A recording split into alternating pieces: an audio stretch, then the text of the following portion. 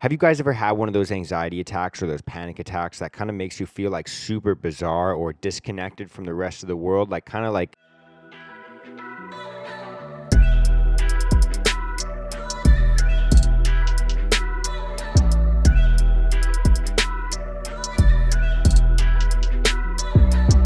all right, what is going on? I hope everyone's doing well today. I'm doing all right. I had, some ups and downs so far this morning, but it's looking like it's going to be a beautiful day here in Vancouver. It's just starting to warm up, and I'm planning on heading to the beach right after I record this, so I'm pretty stoked for that. I just want to come on here today and kind of just say what's up to you guys. And like I said, hopefully you're doing well. And ask you guys the question, have you guys ever had one of those anxiety attacks or those panic attacks that kind of makes you feel like super bizarre or disconnected from the rest of the world? Like, kind of like maybe the reason you had that panic attack was a little bit weird and people might not understand, or maybe it just kind of makes you feel a little bit different than everybody else. One of those panic attacks that just kind of makes you feel different than everybody else, right? And I've had these kinds of things happen to me before in the past. I can tell a little bit of a personal story that way. But I also thought it'd be really, really cool to kind of connect with some other people as well and kind of share some of their stories as well. So earlier this week, or last week, I think it was, I made a post on Instagram kind of asking people if they'd be down to kind of share an experience like this. I reached out to a couple people. And so if you did reply to me, if you did kind of connect with me in that way, I am very appreciative of that. And yeah, I think it's just very useful, and I think it's an important thing for us to talk about, because I think that a lot of us, have these kind of experiences with our mental health, with kind of anxiety attacks or panic attacks that kind of make us just feel like outsiders, like people wouldn't really understand it. And I think that a lot of us have a lot more similarities than we think. And so I'll kind of start off by telling just like my own little personal story.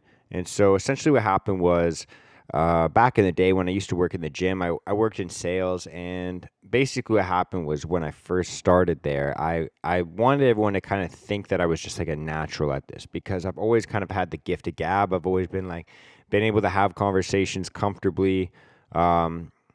Or so it seems, or so it appears. A lot of the times I still do feel like a little bit of social anxiety, or I still do feel a little bit uncomfortable. I just show it in different ways. Like, a lot of people kind of shut down and they just kind of get a little bit quieter. They get kind of, they become more reserved. They want to kind of, that way. But for me, I've always kind of felt like I wanted to almost compensate and wear a mask that way, like socially wear a mask that way, and just kind of show people like, oh, I don't want them to think that I am nervous. I don't want them to think that I feel these feelings or think these thoughts.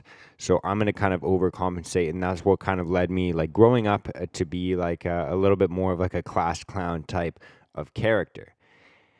Anyways, the long and short of it is, I start off in this sales position, and I'm like, the type of person that is a lot more competitive, and I'm talking shit. And so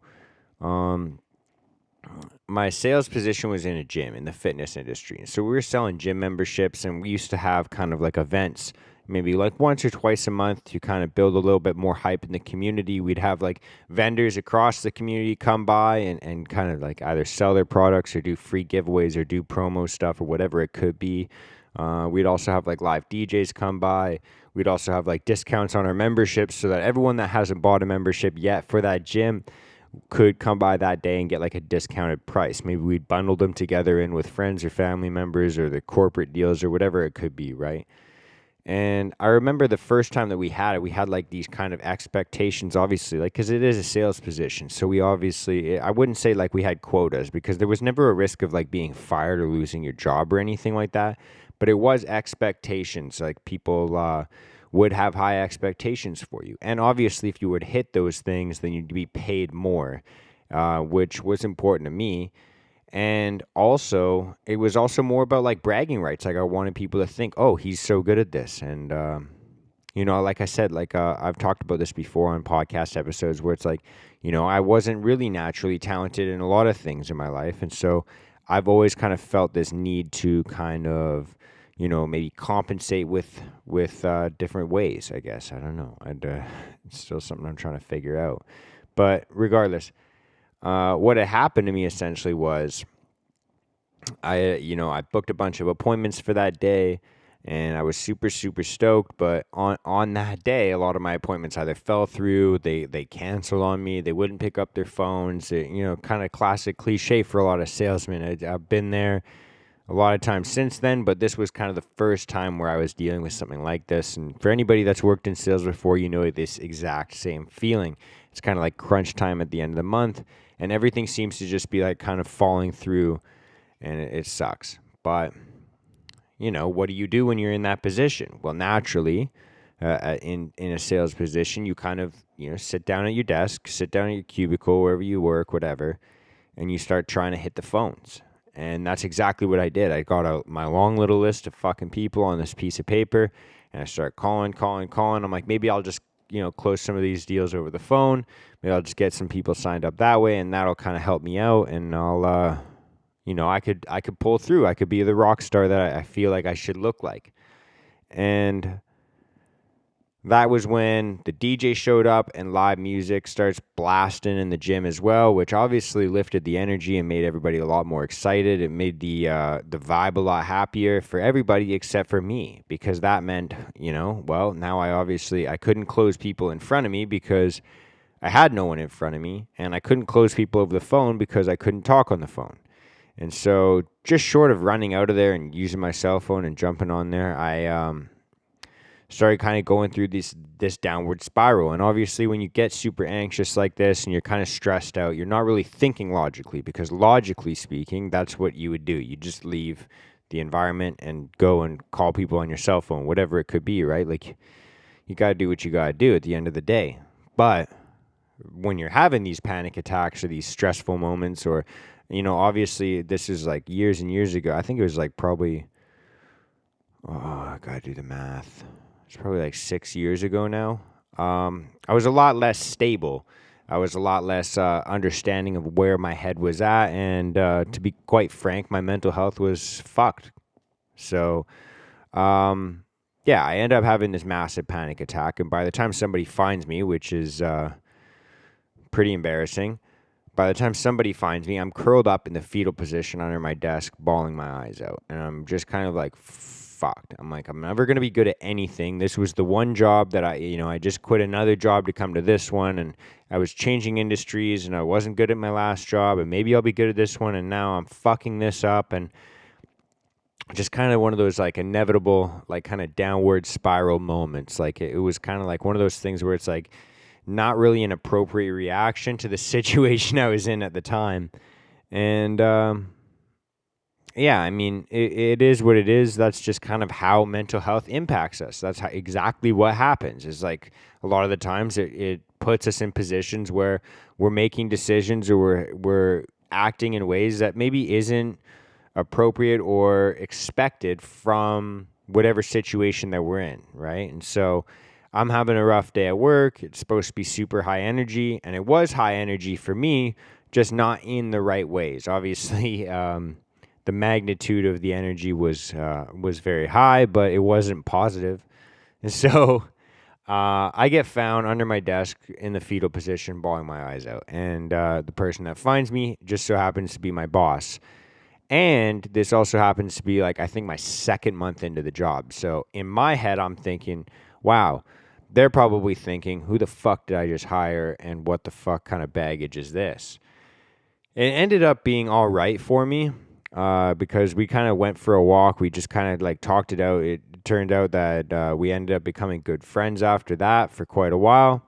And that's kind of like my first kind of exposure. It wasn't even my first exposure to a panic attack, but it was the first thing that came to my mind when I was thinking about situations like this. And so, like I said, I kind of made a post on my Instagram, and I reached out to a couple people to see if anyone else would be willing to share their kind of experiences.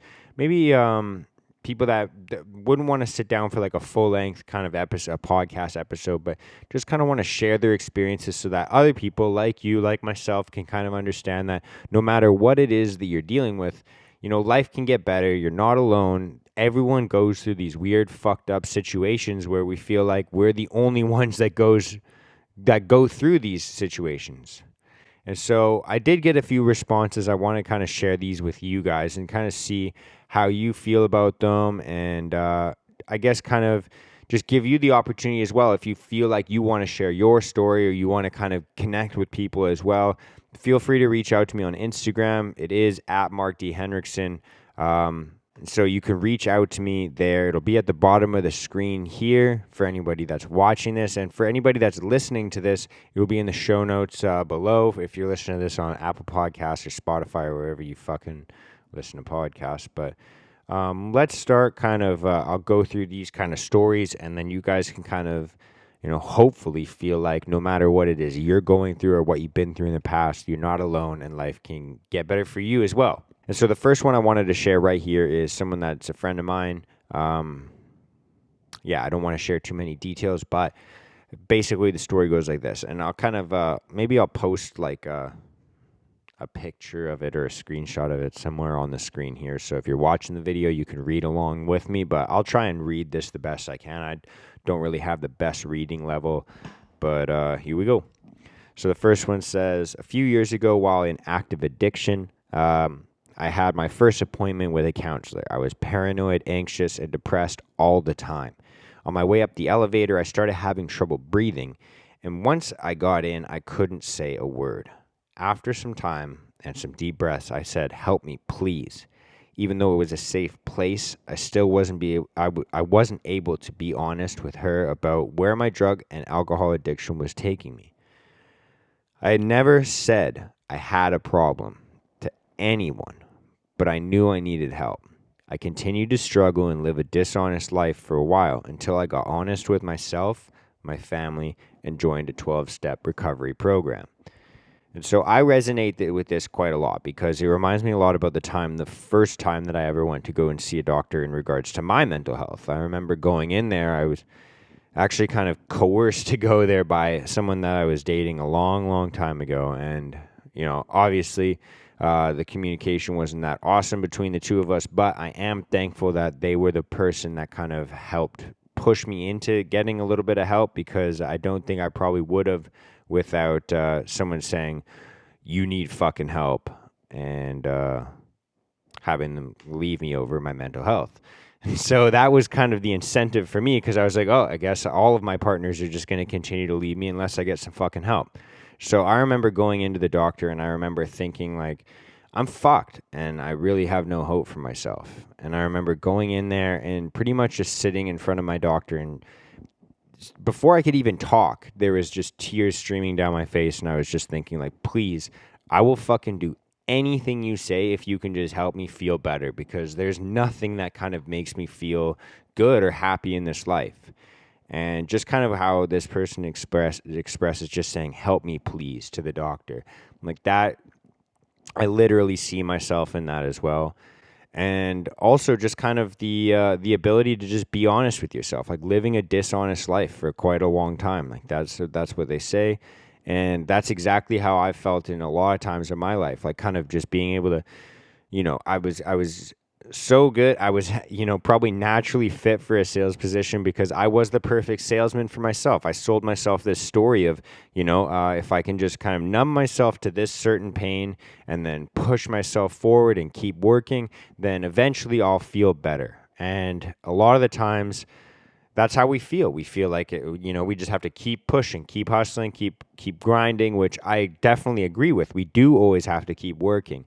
But it's not like we can avoid, what's making us feel like shit in the first place. Obviously, we have to be honest with ourselves and be able to kind of evaluate our lives and say, this is where I'm fucking up and I could definitely do better here. And there's different techniques on how you can do that. Obviously, going to see a doctor or a counselor, a professional is going to be probably one of the most recommended ways to do that. But we can get into a few other ones as well. I just kind of want to share this first story here because, like I said, I resonate with this a lot, and it kind of reminds me a lot about the first times I was going to see professional help for some of the problems I was dealing with. So hopefully you guys kind of resonate with that one as well. And also, I want to say this. If you reached out to me and you kind of shared a story and you're kind of like, hey, what the fuck? Why didn't he share my story? Then I'm gonna probably do quite a few episodes of these kinds of things, just because I do think it's useful, and hopefully it is for you guys. So I just kind of wanted to pick a few different things that resonated a lot with me, and also kind of had a consistent theme, and hopefully you guys can find that theme as well. And so let's kind of move on to the next story here. All right, moving on to the second story. It says, I think a big inner battle I dealt with last year was when I moved away from home. They describe a place here, and you'll be able to read it if you're reading the screenshot, but I'm just going to say I moved further away from my home for 2 months on my own. In my last relationship, I was told by my partner that I needed to learn how to be alone. There was also a lot of infidelity, which made me feel worthless, made me kind of question, what's wrong with me?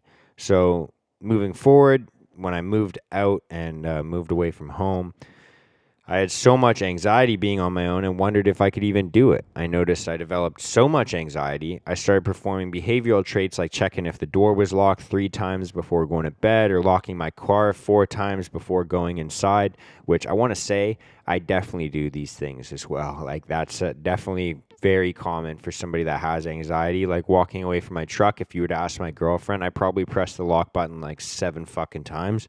So, moving forward. Anyways.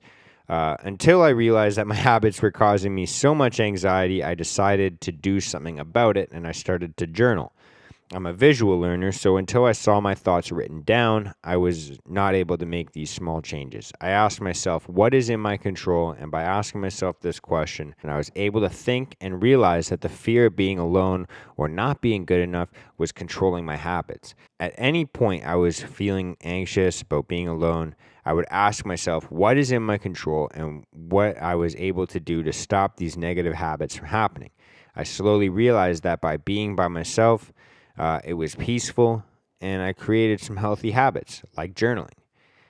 And they go on to kind of say that, they share these kinds of stories with patients that they deal with. This person's a nurse, and she kind of goes on to say how that impacts them as well. And so I think that that's a beautiful story. I think that that's awesome because obviously, like, I've kind of dealt with this kind of stuff as well in past relationships. I've dealt with this kind of like the cheating and the infidelity, and that does leave you to think, what's wrong with me? Like, why? How come? Am I not good enough? Am I fucked up? Am I, do I not have enough value? And these kinds of things, though it may not directly translate to all these different kind of behaviors, it does subconsciously impact us in so many different ways. And so maybe you carry that forward into your next relationship, or maybe you carry that into, I couldn't even describe how many millions of ways this feeling of, inadequacy that I've talked about so many times, or this feeling of not being good enough, how many ways that this can impact your life, because, I still deal with it. These are still the demons that haunt me to this day. And, even this episode, this is the second time I've tried recording this episode, which is not very common for me, but I was just literally re-listening to my first kind of shot recording this, and I was like, this just isn't good enough. It doesn't really express the same message that I want to express it, so I had to give it a second shot. But, I mean, that's a small, almost seemingly painless way that it's manifested, but there's so many times that this kind of feeling of, am I good enough, or are people going to think that I'm not good enough, or what's wrong with me? Like, these kinds of feelings manifest in so many different evil ways in our lives. And for me personally, I resonate with this a lot because journaling was one of the things that kind of helped me through that. Obviously, talking to other people is it's going to help you out because you can hear all these different perspectives, and it does kind of help out because there's so many different times, like this episode is like, that's what I'm trying to display with this, is we've all kind of had similar experiences in this way. But for me personally, when I was first starting my journey in my own mental health and my wellness, I wasn't really ready to talk to somebody about it because I didn't really even understand what I was going through. I didn't really even understand the kinds of thoughts that I had, lurking in my brain because my ego was blocking them out. And so I had to start off by journaling just to kind of see my own thoughts, like this person says, see my own thoughts written down. Like I had to see them to actually start to understand, okay, this doesn't really make sense. And I could start connecting dots here, there, wherever. And so journaling for me was one of the catalysts that kind of helped me out and kind of helped me kind of start to realize that, maybe this belief that I have about myself, or this agreement that I've made to kind of continue to believe this thing, like, where is this even rooted in, and why did it start? And is it because this person said this, or is it because this person said that? They treated me like this at this point in my life, or whatever it could be. For me, journaling was a way that I could start to even organize and understand my own thoughts, such that I could go to someone else, like a counselor, like a doctor, and start to talk about these things properly and dive into the root causes of these issues. Like, I didn't even understand that my feelings of inadequacy started with some of these experiences that I had. I just thought I was fucking broken and everyone else felt okay, and that was that. I didn't understand that there was a root cause. And so for me, that was one of the most powerful transitions that I made, was when I started to journal, because then I could understand my thoughts so much better. And that's why this story resonates so much with me, because, the feeling of being alone, like physically being alone, it was so difficult for me for such a long part of my life. And, there is a lot of peace in it now. Like, there's a lot of times where I kind of need to just be alone, to kind of breathe and just kind of think properly, because sometimes when I'm in conversations with other people, or if I'm just kind of like, it's about kind of, I can't think about my own thoughts. I'm thinking about like what we're talking about or whatever it could be. And a lot of the times, especially, I'm such a social person that if anyone's even around me, I'm already distracted. I'm thinking about what they're doing. I'm thinking about how I look to them. I'm thinking about talking to them, because I just love talking so much. It's naturally why I have a podcast. But for me personally, it was, journaling was a big catalyst for me. So I fucking really resonate with this. I resonate with the, the whole like checking my door if it's locked before going to bed. I literally do that at least 2 times a night, every single time. I'll like go and lock my door, like purposely. I'll be like, oh, I'm going to lock it beforehand so I don't have to worry about locking it later. And then like an hour before bed, I'll go back and just double check. Hey, did I lock the door earlier? I kind of seem to remember like I did, but I can't remember, so I should just go and check just to be safe. And then like literally there's been times where like I'm laying in bed and I'm like, I don't think I locked the door. I'm going to go check it. And then lo and behold, it was already locked. And so it's just kind of like these weird anxious thoughts. And when they come on, it makes us like a little bit more impulsive. And for me personally, I'm like, fuck, I might as well just go and just get this done now. Even if I've already done it, at least then I can kind of sleep with the peace of mind knowing that my place is locked up. And I don't have to like fucking ninja flip out of my bed if there's an intruder. I'll hear them slowly breaking in and I'll fucking ambush them. So, yeah, I love that story a lot, because I definitely fucking connect with it. And, infidelity and fucking cheating sucks, and it kind of creates these kind of feelings or these thoughts of inadequacy, right? So, all right, so I'm going to move on to the last kind of story here that I'm going to share with you guys. I'm going to wrap this kind of episode up with a little bow on top, and then I'm going to head down to the fucking beach. So, let's do this. This person here, they actually said that I could share their name. I'm not going to. They're going to be on the podcast soon, so maybe they can talk about this story if they'd like. I'll let you guys kind of wonder about that, but let's jump into it. Grew up as quite an anxious kid and still carry some of that anxiety as an adult. It's not something that bogs me down so much anymore, because I realize how normal it is for people to deal with similar issues. Take note of that, guys. Much of that anxiety stemmed from the feeling of not being accepted by my mother. She was, and still is, battling alcohol addiction, which made her an unsupported parent. Those feelings carried on into my relationships early on and still impact them for me today, but to a lesser degree. I can remember being a young adult and being terrified about my girlfriend leaving me for fear I wasn't worthy, which I believe stems from the relationship that I had with my mother. When my first girlfriend and I broke up, I remember feeling a wrench in my stomach for months. I lost 25 pounds. Much of it was muscle mass, and I couldn't sleep. Not feeling like my case was special lifted much of the burden off my shoulders. I barely think about it anymore. I think my perspective on anxiety and depression has changed a lot. I believe that they are symptoms that we should listen to. Our bodies are exceptionally intelligent and have evolved vital emotional mechanisms which help keep us alive over the course of our evolution. Depression and anxiety become real issues when we don't pay attention to those feelings and when we tell ourselves we are wrong for feeling them.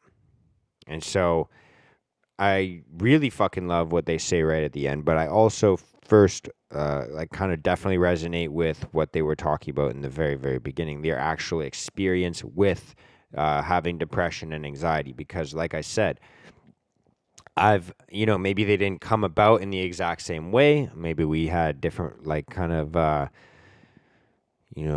events happen to us or different personal experiences, like I said, but it's still a similar feeling. It's still a similar kind of,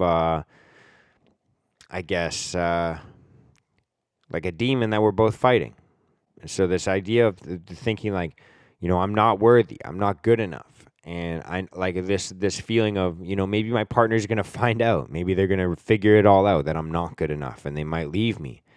And also just kind of this feeling of like kind of that gut-wrenching feeling like that and not being able to sleep and losing 25 pounds. Like I've literally been in that exact same situation, I can say, where you have like extreme weight loss, you lose your appetite, you're not sleeping properly. It doesn't even feel like you could, like in those kinds of things. Like I remember thinking like, I can't sleep properly. I can't eat.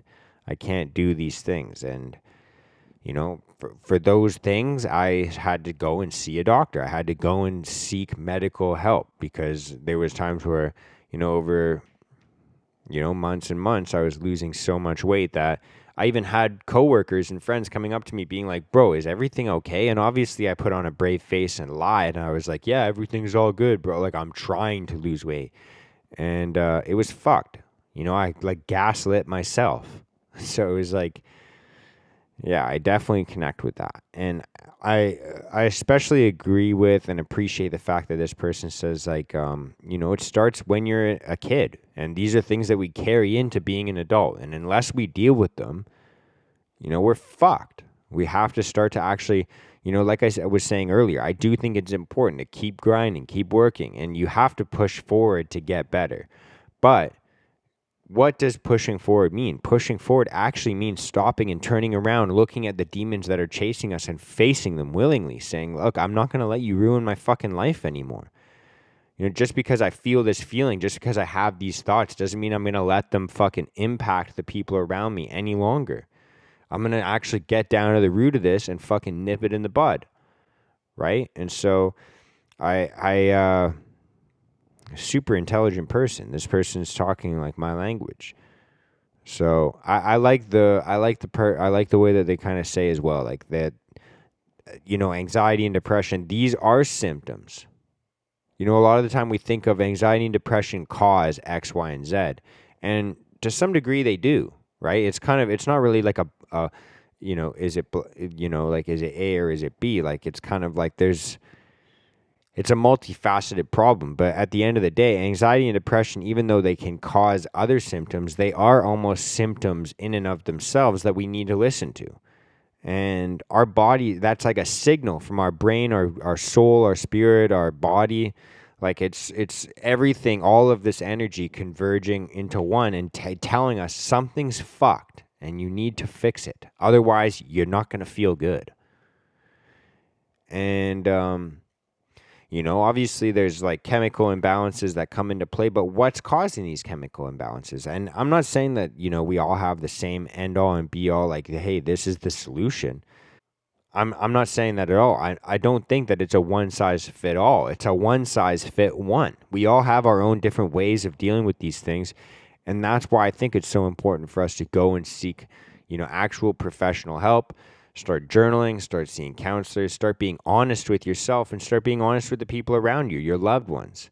Because even there's been so many times in my life where I couldn't even afford to get some of the professional help that I needed. And so I had to rely on the people around me. I had to surrender and think, you know what? I'm fucked. I can't help myself any longer, because if I could help myself out of this situation, I would have already.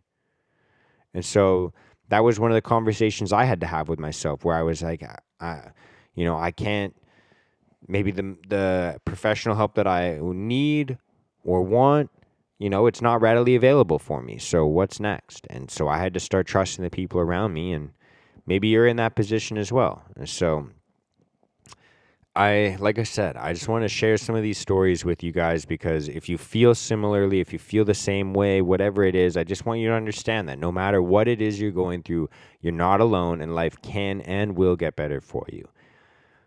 If you have a story that you want to share as well, like I said, reach out to me and share it. I'm more than happy to kind of discuss these things as well. And if you want to jump on the podcast, reach out to me. I may have you on. And so that's all I got for today. I hope you guys are doing well. Just trying to think of some housekeeping, anything that I need to say for you guys. That's pretty much it. If you are wanting to join a group, I do have a group as well. It's running on Telegram right now. We have daily conversations about things like mental health and self-development. We have weekly Zoom calls every single Sunday morning, subject to change. I don't know if people wanted to change. I don't really give a fuck what time we do these things at, because personally, as long as it fits my schedule and everyone's happy, and the more people can make it and the more support we can provide for people, I'm down for that shit. So like I said, if you want to join the Telegram group, if you want to join the Zoom calls, reach out to me as well, at Mark D. Henriksen on Instagram. And yeah, if you want to be a mentor for someone else, if you need a little bit of mentoring as well, we kind of, basically everybody plays both of those roles. There's times where I reach out for help, and there's times where I reach out and give advice, and there's times that people reach out and say, hey, your advice fucking sucks. And it's basically a giant group effort. And so I kind of like that idea of a community run group. If you want to join that, let me know. If you're watching this on YouTube, like, comment, subscribe, share the show, help me grow. If you're listening to this on a podcast, still share the show and help me grow, but just leave a little 5-star review, leave a little review, maybe a little comment, tell me how I can improve. But that's pretty much it. I think that this has, I actually didn't intend for this to be as long as it was, but here we are. That's all I got. It's a beautiful day out. I hope it is for you as well. Go out and enjoy the fucking afternoon or morning or evening, whatever fucking time it is that you're listening to this at. But that's all I got. Much love and peace out.